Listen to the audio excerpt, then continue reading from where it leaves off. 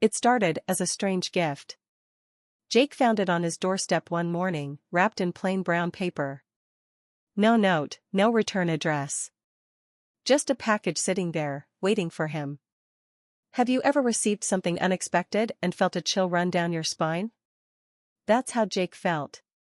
Curiosity got the better of him, and he brought the package inside. He unwrapped it carefully, revealing an antique clock. It was beautiful but eerie, made of dark wood with intricate carvings that seemed to twist and turn the longer he looked at them. The face of the clock was pristine, with golden hands that gleamed in the light. But what caught his attention was the countdown timer at the bottom. It wasn't moving.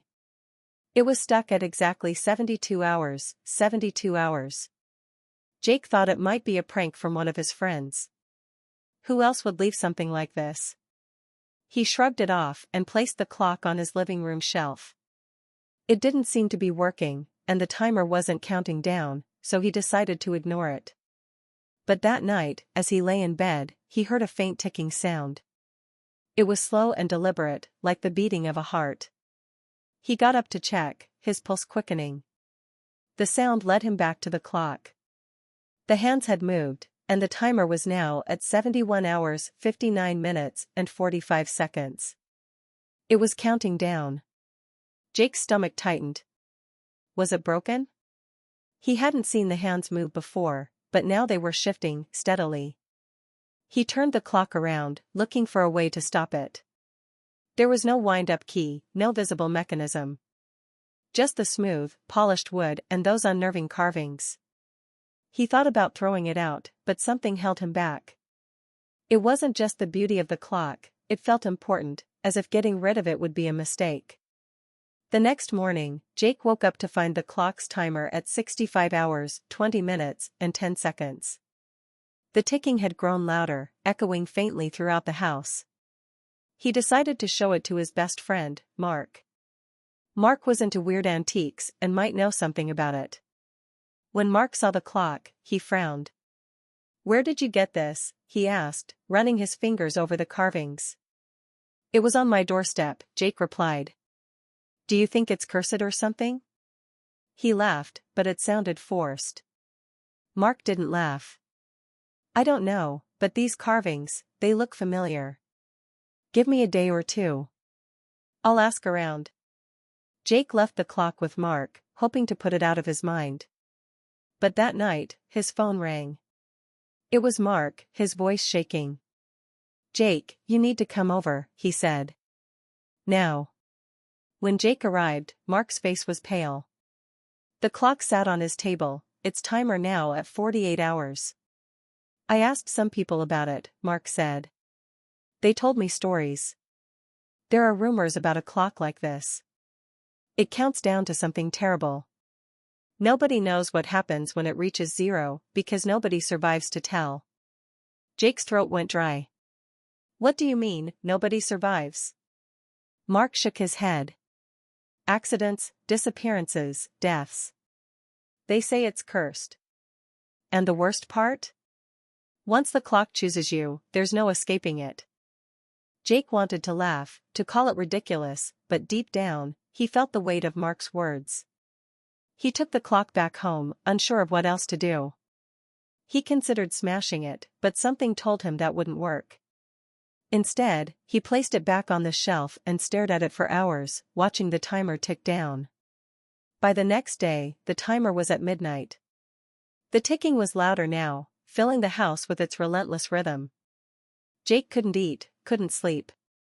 Every time he closed his eyes, he dreamed of the clock. In his dreams, it was massive, towering over him, its hands spinning wildly as shadows swirled around it. Have you ever had a dream so vivid it felt real?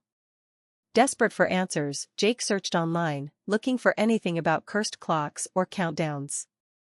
He found stories, scattered and vague, about people who had received similar clocks. None of them ended well.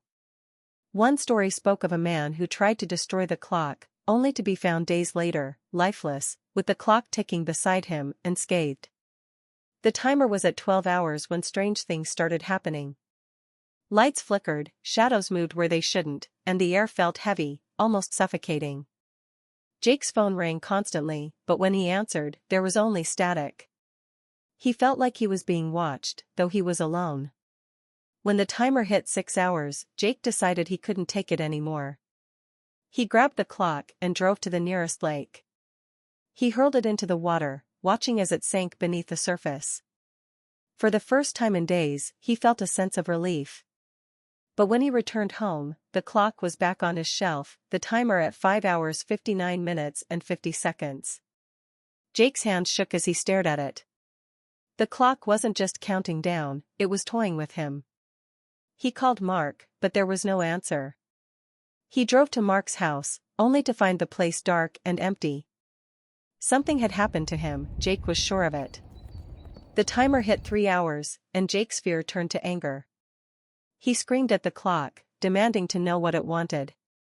To his shock, the carvings began to move, twisting and writhing like living things. Words appeared on the clock face, glowing faintly, "Your time is almost up." Jake's heart raced. He tried to leave the house, but the doors wouldn't open. The windows wouldn't break. He was trapped. The clock's ticking grew louder, almost deafening, as the timer hit 1 hour. Have you ever felt completely helpless, like no matter what you do, you're doomed? That's how Jake felt as he watched the final hour tick away. The room grew darker, the air colder.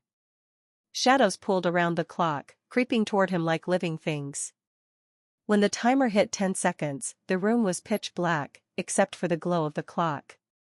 Jake could hear whispers now, faint and incomprehensible, growing louder with each passing second. The shadows closed in, wrapping around him like a suffocating blanket. 5 seconds, Jake's vision blurred, and his body felt heavy. He tried to move, to scream, but he couldn't. 2 seconds, the whispers turned into a roar, a cacophony of voices speaking in unison. Your time is up. Midnight, the clock stopped. The ticking ceased. And Jake was gone.